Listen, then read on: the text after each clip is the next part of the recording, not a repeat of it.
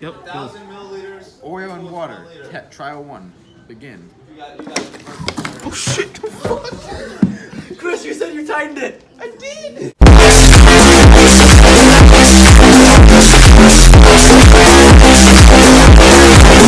Welcome to William and Christopher's end of the year Melnick project, but it's just me and Christopher talking. Today I'll be talking about our tornado in a bottle experiment today to simulate sewage and household waste going through a pipe we put down our drains. So to do this experiment, we used two 2-liter bottles, some household items like sugar, salt, vegetable oil, stuff everyone has basically, and use this thing called a tornado in a bottle to connect two of the 2-liter bottles, and just kind of spun it and flipped them like an hourglass to where the water would flow from one bottle to the next.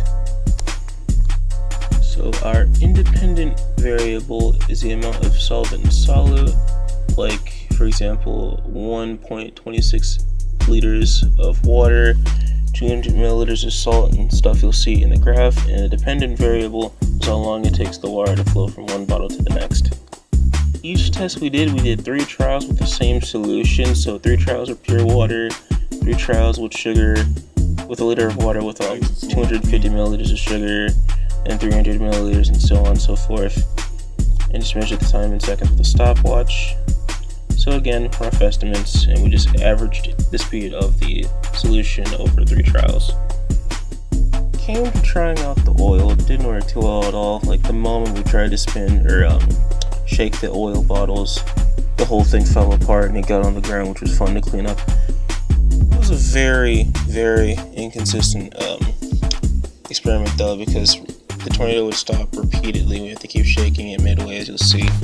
But the graph later on shows big differences regardless of this, because we had a lot less issues with our controlled variable, the pure water, than we did with the sugar, salt, and oil. The speed of the solution could be affected by the amount of time the solid has time to dissolve, and things like that, and the suspension and whatnot. The environmental part of our project has to do with how much solids that are household, like food scraps, greases, salt, sugar, lard, how much those can affect the speed of water going down your pipes in your drain.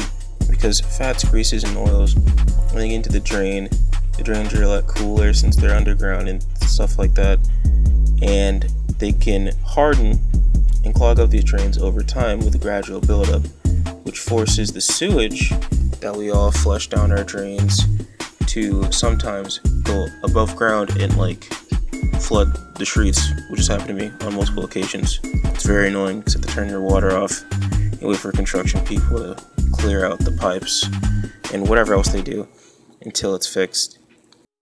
Yeah, these fats, greases, and oils previously mentioned really flex seal our pipes, am I right?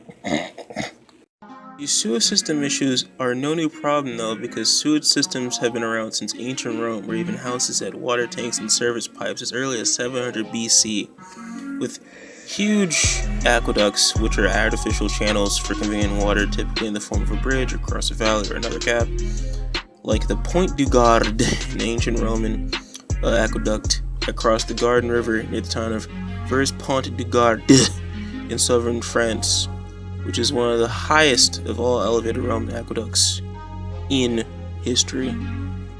Needless to say, I think this entire process is very harmful to our community. There's literally nothing positive to take from this. It clogs pipes, blocking sewage, making it leak out in our streets, forcing construction workers to dig up our streets and manually, remove the cloggage with whatever tools they have, which is never a good thing. So I feel like it's very important for people to, instead of taking their waste and food scraps or butter or whatever you use, put it in a trash bag and tie it up tight instead of flushing it down whatever you sink or toilet.